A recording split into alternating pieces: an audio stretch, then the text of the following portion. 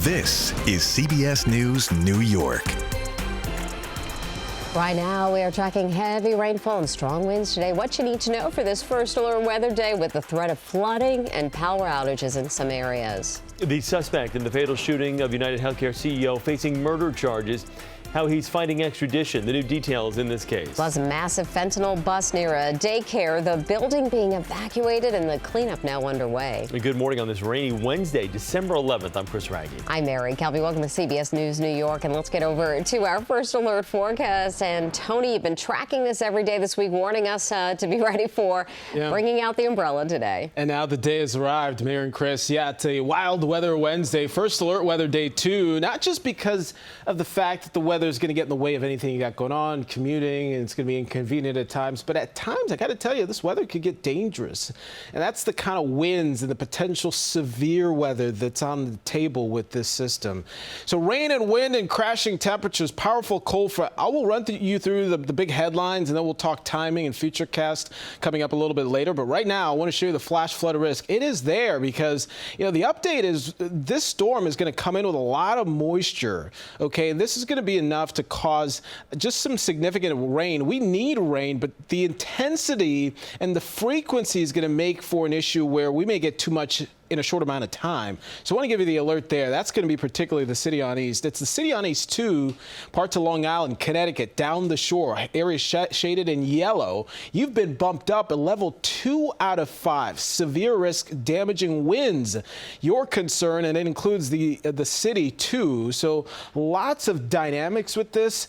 Quick look at the wind advisories. That's what's shaded in the brown color. Gusts to 50 on the island, parts of Nassau and Suffolk. It's been expanded. Gusts to 60 miles per hour. That's enough to cause some isolated power issues. There's the system you're looking at there, not just impacting us, but up and down the East Coast. Quick look at radar. It is busy through parts of Monmouth, Ocean County right now. Heads up from Stafford to Toms River. We will track it as it moves into the island. Check your neighborhoods and time it all out in your full first alert forecast. But right now, let's get a traffic update. Hey, Guy, how's it going out there this morning?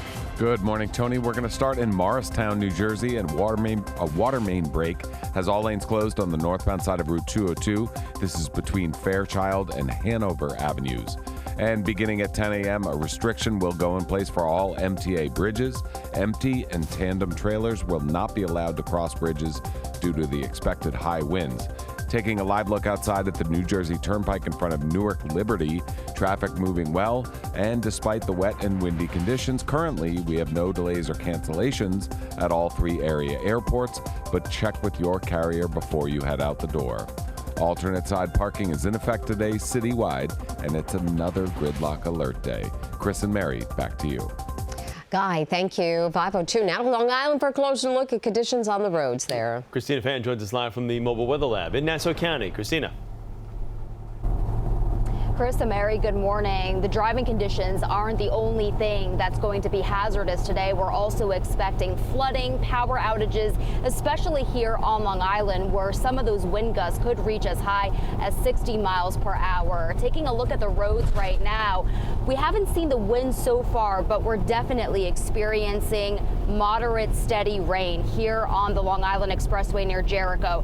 Temperatures outside are very warm, but the system will quickly take a turn for the worse as we continue on through this day. PSEG Long Island says the weather system could bring up to 3 inches of rain, and the winds will be strong enough to topple trees, bring down branches and wires, and cause potential outages. Its crews are carefully monitoring the storm right now and preparing for potential impacts. In the village of Hempstead, officials there are asking residents to report clogged drains, trying to get ahead of any flooding. The high wind alert also applies to parts of New York City and all of eastern New Jersey. As you heard Guy mention, the MTA announced it is implementing a ban on empty tractor trailers and tandem trucks on its bridges and tunnels starting from 10 a.m. today.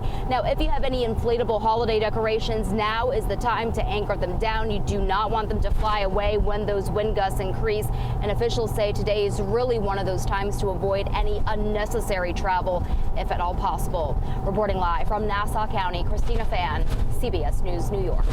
Christina, thank you. Our First Alert weather team has you covered on the rainy weather and strong winds today as you head out the door. We'll also be providing live updates throughout the day, streaming on CBS News New York.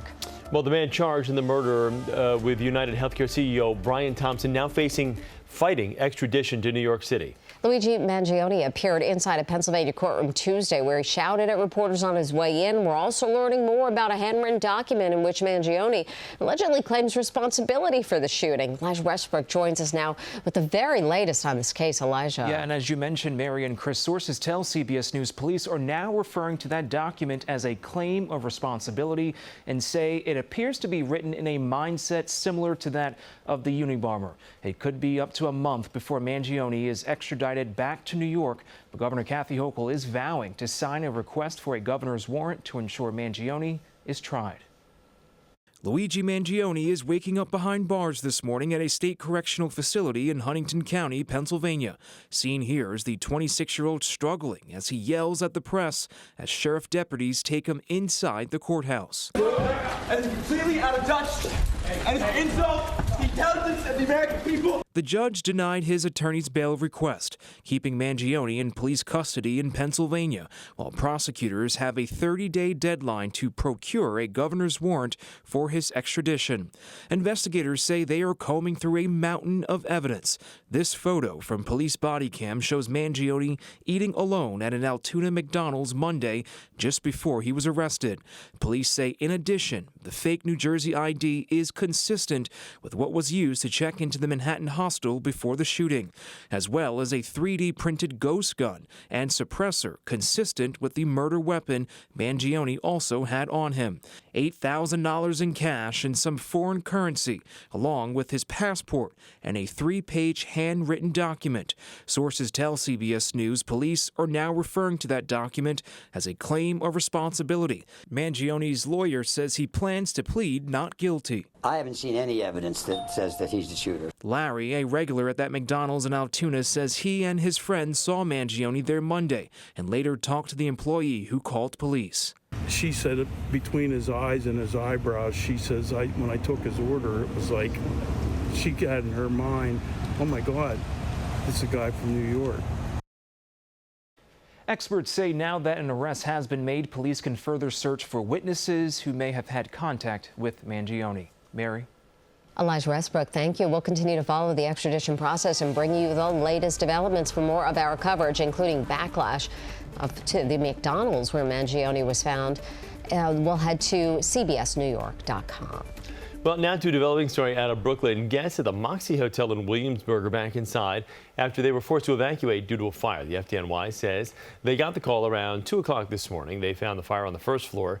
Nearly 80 firefighters and EMS responded to the scene. At this hour, there are no reports of any injuries. 5:07 Secretary of State Antony Blinken says the U.S. will recognize and support a new Syrian government that renounces terrorism, destroys its chemical weapons, and protects the rights of minorities and women. In a statement, Blinken says the U.S. will work to assist Syria in making a smooth transition from the government of deposed President Bashar al-Assad. Blinken wasn't specific about which groups the U.S. would be working with, but the State Department has not ruled out talks with the main Syrian rebel group, despite its designation as a terrorist organization. Well, one person is behind bars this morning after police say they found 17 pounds of fentanyl in a Bronx building that has a daycare inside. Investigators say officers recovered the drugs in a ground floor apartment in Belmont. A daycare down the hall had to be evacuated as a precaution. EMS responded to the scene after a container was opened during the search. 8 officers and 2 other people had to be evaluated for possible exposure. 5:08 on your Money Watch. Futures a mix this morning as investors gear up for incoming inflation data. The government will issue the November Consumer Price Index, key inflation gauge, which measures the change in average prices for goods and services across the U.S. economy. It's expected to show that progress has stalled in bringing down the inflation rate. The figures are the final major piece of data that Federal Reserve officials will consider before they meet next week to decide on interest rates. Stocks drifted lower yesterday. The Dow dropped 154, S&P slipped 17, the Nasdaq fell 49. Well, let's get another check of your first alert forecast and rejoin Tony Sadiku. Hi, Tony. Hi there, Chris. Just want to check some neighborhoods today, right now, to give you an idea what to expect today. And, you know, for my friends in Rahway, New Jersey today, just be mindful. Rain is a feature you'll have to contend with a good portion of the day. Temperatures aren't bad, low 60s, but the rain gets steadier and heavier. And you're under wind advisories because those winds can, you know, approach 50 miles per hour. I think the winds get stronger out on the island. Look at Eastport. High wind warning for you, gusts near 60. Rain will be an issue as well as flooding as we track the activity starting to pick up. I want to check in with my buddy Guy Stanier here. Of course, weather is an impact, and they've got to account for the slowdowns heading out the door this morning. That's right, Tony. We're going to start in Morristown, New Jersey. A water main break has all lanes closed on the northbound side of Route 202. This is between Fairchild and Hanover Avenues. And as Tony said, we have a wind advisory today. Beginning at 10 a.m., a restriction will go in place for all MTA bridges. Empty and tandem trailers will not be allowed to cross bridges due to the expected high winds. Checking on Mass Transit's Big Four, everything running on or close to schedule for Metro North, PATH Trains, New Jersey Transit, and the LIRR. And it's another gridlock alert day, so Mass Transit will be your best bet. Alternate side parking is in effect today citywide. Chris and Mary, back to you. Guy, thanks. Coming up, those mysterious drone sightings. The federal government now calling for action as there's word of yet another troubling incident, this time involving the U.S. Coast Guard. Caught on camera, thieves steal a car left running in the driveway. We will hear from the family that took out a bat trying to stop them.